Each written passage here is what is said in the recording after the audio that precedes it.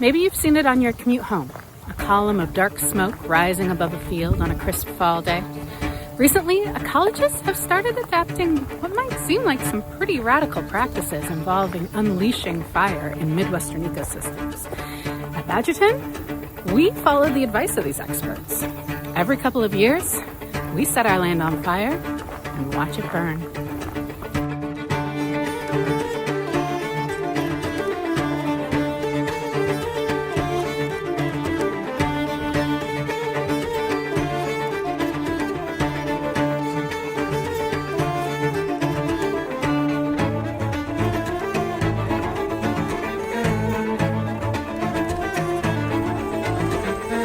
Some people call them controlled burns, other prescribed fire. But whatever you call it, fire is one of the most powerful, but also most dangerous tools in the ecologist toolkit.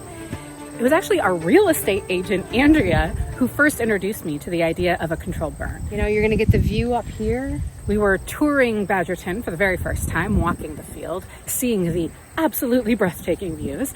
And I was asking her, how could we get rid of the wild parsnip and other noxious weeds that were in the field? She said, oh yeah, you can get somebody to burn the field.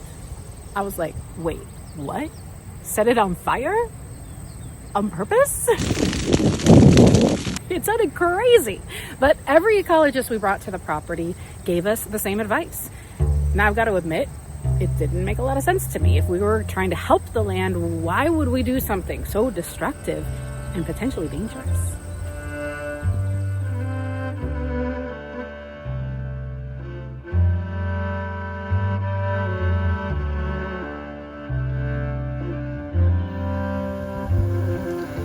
So John McCabe, he's a bit of a legend in the Chicago ecology scene. He runs the Forest Preserve of Cook County's Burn Crew program. And he's actually the guy who taught me and my husband Jake how to burn. I thought I'd let him explain the ecological benefits of burning. So one of the things is our fuel reduction. So when we talk about fuel, we're talking about what we're burning, whether it's grass, leaves in a woodland, cattails in a marsh. And if we're not burning that on a regular basis, that fuel will build up from year to year. And then if you do happen to have a situation with a wildfire, your fire intensity level is going to be through the roof. Increased biodiversity, that's what we're striving for, right? We're trying to eliminate these monocultures of invasive species. We're replicating the natural disturbance. We know that the habitats that we're managing around here have developed with fire. The application of fire, generally by Native Americans, produced the habitats that we're now managing today. Woody vegetation control is another reason for prescribed fire application. Now, John touched on a couple of things I want to dig into here a bit. First, let's talk about what a fire adaptive species is. One of the most well-known fire adaptive trees in the Midwest is the noble oak. Today, I am at the Morton Arboretum taking a class on natural area restoration, and I asked my instructor, Dave Hodge, what it means for oaks to be fire adaptive. They can survive fire because they adapted their bark to the fire. So when the fire goes up to the bark, it doesn't get to that inner part of the tree that's alive. And what gives them the advantage then? They're going to be out in the open, so they're not going to be competing for light and competing for moisture. So when fires would come sweeping through the prairies, burning off woody brush and damaging more vulnerable tree species, it gave them a competitive advantage. And many of the prairie plants, like those found here at the Arboretum's Schulenberg Prairie, the flowers and tall grasses, they've got their own competitive advantage. They've got these really deep roots that keep stores of energy below the ground, allowing them to bounce back faster than other types of plants. But here's the part that blows my mind, because here in the Midwest, we've never had abundant naturally occurring wildfires. We just don't have the kind of tinderbox conditions like they have out west. So how did these Midwest ecosystems evolve to prefer fire to thrive?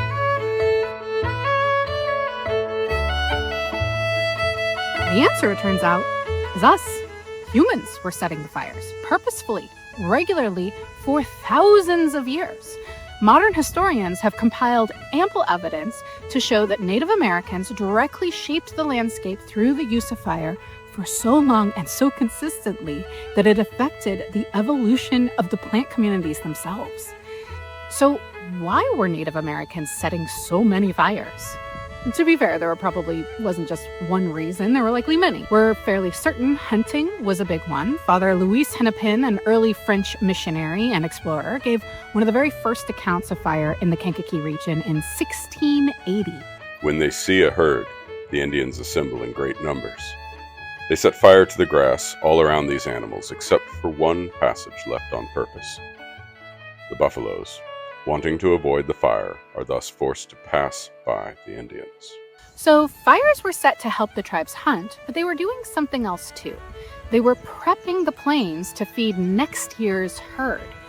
The fire kept prairies clear of brush and trees that the bison didn't eat, and a prairie burnt in the fall often resulted in an earlier spring flush of growth, which would draw the bison back to that land sooner. It really wasn't so different from a farmer ensuring healthy pasture land for their own cattle. Indigenous peoples also used fire to manage fruit and nut-producing landscapes. They used it to communicate over long distance and to maintain travel routes, among many other purposes. Now, near Badgerton, the Ho-Chunk Nation continues this legacy of stewardship through a program of prescribed burning in conjunction with the Kickapoo Valley Reserve. This prairie diversity goal ties right into another activity that we do together. We do prescribed burning, yes, and that was traditionally a practice that my ancestors did. So I have a very talented crew of prescribed burners. Brown connects today's prescribed burns to a much older tradition of Indigenous fire stewardship in Wisconsin, one that appears again and again in the historical record. I recently found a story map that collects historical descriptions of Indigenous wildland burning. One entry from 1840 in Greene County, Wisconsin, just one county over from Badgerton, includes complaints from settlers about the native people setting burns every year. And even back when you get quotes like this, the undergrowth was so kept down by the annual fires that large tracts presented the appearance of great, well-kept parks. In other words, settlers weren't arriving in an untouched wilderness. They were encountering landscapes that had been actively shaped by people and by fire. I've linked the story map in the video description. Now, just be aware that these firsthand accounts are often from white settlers and can be speculative, biased, contain insensitive terms, or entirely mischaracterize the intent of Native Americans using fire. Okay, so I've been filming for the last few hours here at the Martin Arboretum. And this woman just ran up to me and she was like, "Hey, can you help me identify this plant?" And I was like, "Sure." And it just made my whole day that apparently I now have the aura of a person who can identify native plants. Couldn't identify the plant, but luckily I do have iNaturalist on my phone, so I still came through for that woman. Okay, so I think I'm done here for the day. Let's go back to the house and I am going to tell you more about what an actual burn is really like, because I actually got to participate in one at Badgerton.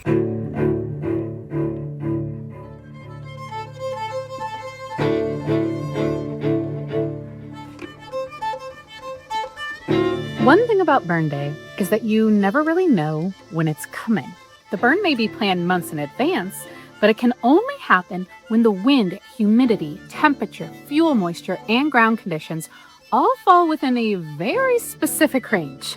In southern Wisconsin, that most often happens in early spring, after the snow melts but before everything greens up, or in late fall, after the plants have gone dormant. I had started to worry that the spring burn season had passed us by when I got a text from our ecologist at Adaptive Restoration. We were on. Jake and I raced up to Badgerton to join the crew.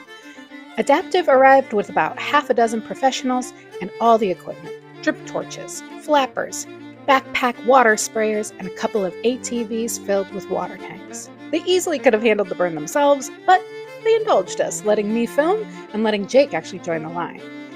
They began with a small test fire, and then we were off to the races.